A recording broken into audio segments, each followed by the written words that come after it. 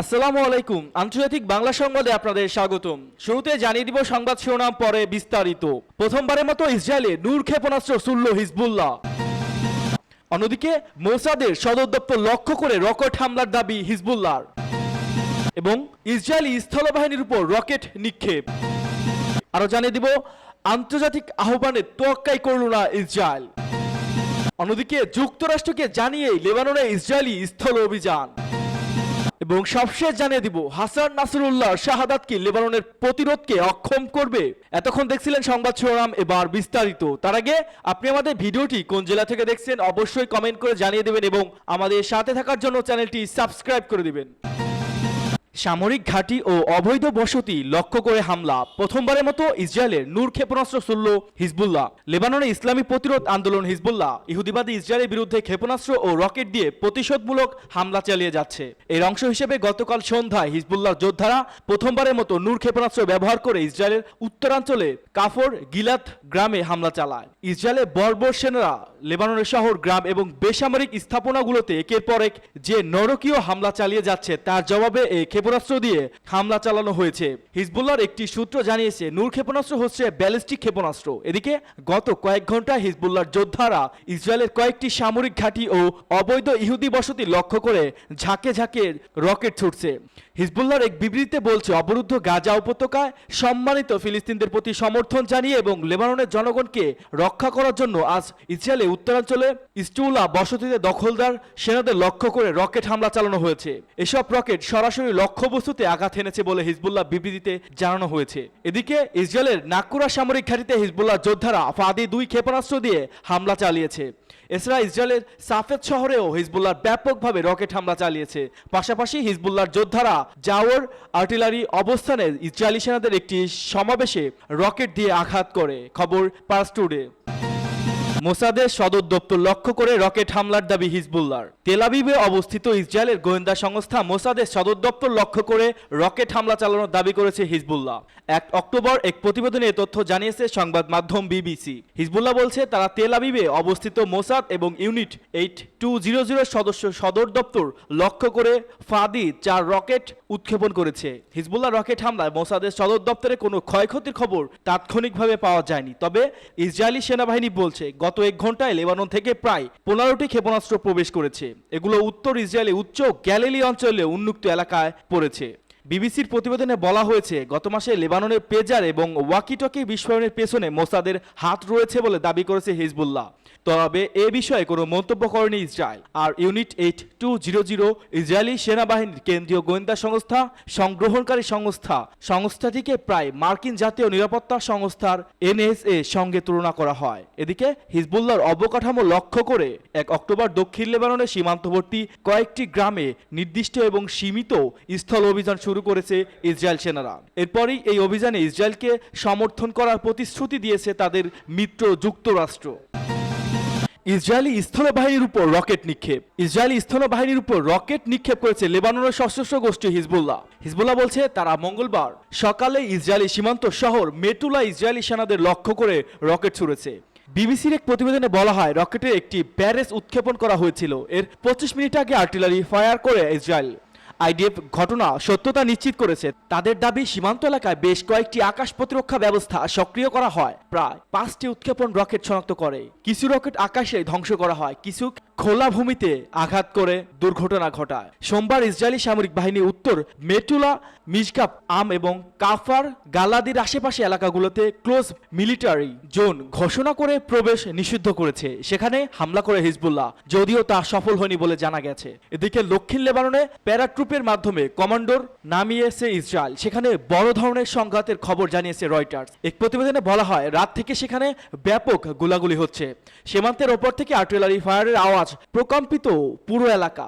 সকাল নাগাদ লেবাননের সেনাবাহিনী যুদ্ধক্ষেত্রে ছেড়ে পিছু হাঁটবে, তবে এখনও একের পর এক বিস্ফোরণ ঘটছে। এদিকে হিজবুল্লাহর প্রধান হাসান নাসরুল্লাহ নিহতের পর প্রথমবারের মতো জাতির উদ্দেশ্যে ভাষণ দিয়েছেন লেবাননের সশস্ত্র গোষ্ঠী উপপ্রধান নাইম কাশেম। ওই ভাষণে তিনি যুদ্ধ দীর্ঘস্থায়ী হওয়ার আশঙ্কার কথা জানিয়ে বলেন ইসরায়েলি স্থল হামলার রুখে দিতে তারা প্রস্তুত। তিনি যে কোনো পরিস্থিতিতে ইহুদিদের অত্যাচারের বিরুদ্ধে লড়াই অব্যাহত রাখার অঙ্গীকার করেন। অপরদিকে মিত্র দেশের সহযোগিতা ইরানের এগিয়ে আসার সম্ভাবনা ধীরে ধীরে প্রবল হচ্ছে। ধারণাটি ব্যাপক, যুক্তরাষ্ট্র ও সজাগ। তারা আগেভাগে জানিয়ে দিয়েছে লেবানন ইসরায়েলি যুদ্ধে ইরানের হস্তক্ষেপ মেনে নেবে না তারা। ইসরায়েলের হামলা চালানোর ইরাকের গুরুতর পরিণতি ভোগ করতে হবে। আন্তর্জাতিক আহ্বানের তোয়াক্কাই করল না ইসরায়েল। যুক্তরাষ্ট্রকে সঙ্গে পেয়ে যেন গোটা বিশ্বকে থোড়াই কেয়ার করছে ইসরায়েল। লেবাননে হামলার ব্যাপারে জাতিসংঘ বিশ্বের বহু দেশ বারণ করার পরও স্থল অভিযান শুরু করেছে দেশটি। বন্ধু ইসরায়েলের পাশে সবসময়ের মতো এবারও পাশে আছে যুক্তরাষ্ট্র। দেশটির প্রতিরক্ষা মন্ত্রী ইরানকে হুঁশিয়ারি করে একটু টুইট বার্তা জানিয়ে দিয়েছে, যদি লেবানন অভিযানের কারণে ইসরায়েলকে ইরান টার্গেট করে তাহলে তাদের পরিণতি ভয়াবহ হবে। মঙ্গলবার ভোরে দক্ষিণ লেবাননের সীমান্ত স্থল অভিযান শুরু করেছে ইসরায়েলি সামরিক বাহিনী। লেবাননের এক নিরাপত্তা কর্মকর্তা জানিয়েছে ইসরায়েলি দক্ষিণ বৈরুতে কমপক্ষে 6টি হামলা চালাচ্ছে এবং সিরিয়ার রাষ্ট্রীয় গণমাধ্যম রাজধানী দামেস্কের আশেপাশে প্রাণঘাতী হামলার খবর দিয়েছে। উত্তেজনা হ্রাসে আন্তর্জাতিক আহ্বানের সত্ত্বেও ইসরায়েলি ইরান সমর্থিত হিজবুল্লাহর বিরুদ্ধে লড়াই চালিয়ে যাওয়ার অঙ্গীকার করছে। শুক্রবার বৈরুত ব্যাপক হামলায় হিজবুল্লাহ প্রধান হাসান নাসরুল্লাহ নিহত হওয়ার পরও ইসরায়েলি প্রতিরক্ষা মন্ত্রী ইয়েফ গ্যালান্ট সতর্ক করে দিয়ে বলেছে যুদ্ধ এখনো শেষ হয়নি। যুক্তরাষ্ট্রকে জানিয়ে লেবাননে ইসরায়েলের স্থল অভিযান। লেবাননের স্থল অভিযানে আগে যুক্তরাষ্ট্রকে জানিয়েছিল ইসরায়েল। সোমবার এই কথা জানান মার্কিন এক কর্মকর্তা। ব্রিটিশ সংবাদ মাধ্যম বিবিসি এক প্রতিবেদনে এ তথ্য জানানো হয়েছে। প্রতিবেদনে বলা হয় স্থল অভিযান শুরুর আগে যুক্তরাষ্ট্রকে পরিকল্পনার কথা জানানো হয়েছে। সে অনুযায়ী পুরো লেবানন নয়, নির্দিষ্ট কিছু অঞ্চলে অভিযান চালাবে ইসরায়েলি সেনারা। মার্কিন গণমাধ্যম সিবিএ জানিয়েছিল সোমবার শুরু হতেই পারে স্থল অভিযান। ইসরায়েলি প্রতিরক্ষা মন্ত্রী ইয়েফ গ্যালান্টও ইঙ্গিত দেন 2-1 দিনের মধ্যে লেবাননে প্রবেশ করবে ইসরায়েলি বাহিনী। হামলায় আর কোনো সীমারেখা মানবেন না হিজবুল্লাহ। হাসান নাসরুল্লাহ শাহাদত কি লেবাননের প্রতিরোধকে অক্ষম করবে? বিশিষ্ট লেখক ও বিশ্লেষক ডক্টর আলী আহমেদের মতো ইতিহাসে দেখা গেছে প্রতিরোধ অক্ষ ইহুদিবাদী ইসরায়েলের সঙ্গে সংঘাতের প্রথম সপ্তাহগুলোর মধ্যে আঘাতের ধাক্কা কাটিয়ে উঠছে সবসময়। হিজবুল্লাহর মহাসচিব সাইদ হাসান নাসরুল্লাহ শাহাদতের পরও এই আন্দোলনের ইহুদিবাদী বিরোধী সংগ্রাম জোরালোভাবে অব্যাহত রাখতে সক্ষম হবে বলে তিনিও অন্যান্য বিশ্লেষক মনে করেন। হিজবুল্লাহর সঙ্গে সাধারণ সংহতি কৌশলগত বিষয়ে বিশ্লিষ্ট লেবানন বিশ্লেষক ও লেবানন সরকার ও জাতিসংঘের শান্তি রক্ষী বাহিনী সমন্বয়ক মুনির শাহাদার মতে লেবাননের বেতার যন্ত্রগুলো সাইবার হামলার মাধ্যমে বিস্ফোরণ ও হিজবুল্লাহর মহাসচিব সহ বেশ কয়েকজন কমান্ডারের শাহাদত প্রতিরোধ আন্দোলনের তৎপরতা ও সমর্থনের উপর প্রভাব ফেলতে পারে। কিন্তু প্রতিরোধ যোদ্ধারা হিজবুল্লাহর শীর্ষ নেতা ও কমান্ডারদের সঙ্গে সাধারণ সংহতি প্রকাশ করে ওইসব ইসরায়েলি হামলা মাত্র কয়েক ঘন্টা পরে ইসরায়েলের ক্ষেপণাস্ত্র হামলা পুনরায় শুরু করতে সক্ষম হয়েছে। ফলে খুব দ্রুত ভারসাম্যপূর্ণ অবস্থানে ফিরে এসেছে হিজবুল্লাহ। শাহাদাতের মতে পরিস্থিতি জটিল হওয়া সত্ত্বেও অধিকৃত অঞ্চলে হামলা বন্ধ করবে না হিজবুল্লাহ। ইহুদিবাদী শরণার্থী বা বাস্তুতত্ত্বের সংখ্যা আরও বাড়বে। নিরাপত্তা বিশ্লেষকরা বলছেন গাজা যুদ্ধ না থামা পর্যন্ত হিজবুল্লাহর হামলা বন্ধ করবে না। ফলে হিজবুল্লাহর হামলার কারণে উত্তরাঞ্চল থেকে পালিয়ে যাওয়া ইসরায়েলকে আবারও উত্তরাঞ্চলে ফিরিয়ে আনার যে স্বপ্ন দেখছে নেতানিয়াহু তা বাস্তবায়ন হবে না।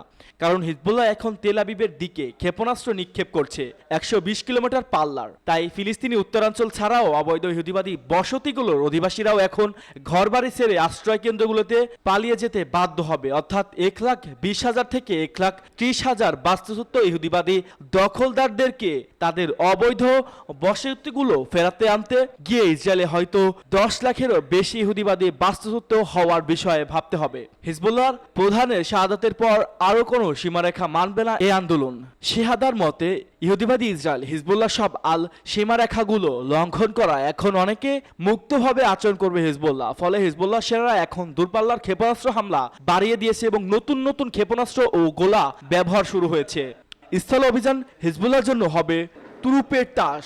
মুনির শাহাদার মতে ইসরায়েলি লেবাননে স্থল অভিযান শুরু করলে তা হবে হিজবুল্লাহর জন্য বড় ধরনের উপহার। কারণ একবার শূন্য দূরত্ব থেকে যুদ্ধ শুরু করলে একই অঞ্চলে বিমান হামলা বন্ধ রাখতে বাধ্য হবে ইসরায়েল। আর স্থল যুদ্ধের ব্যাপক পারদর্শী হিজবুল্লাহ সেনারা দক্ষিণ লেবাননে পরিচিত ও স্বাভাবিক পরিবেশের খুব ভালোভাবে যুদ্ধ করতে পারবে। অন্যদিকে ইহুদিবাদী সেনাদের জন্য দুর্গম এই পার্বত্য অঞ্চলকে যুদ্ধ সহজ হবে না। এই অঞ্চলে 118 কিলোমিটার প্রশস্ত ও 50 কিলোমিটার দৈর্ঘ্য, অর্থাৎ এই অঞ্চল গাজার চেয়েও বেশি প্রশস্ত।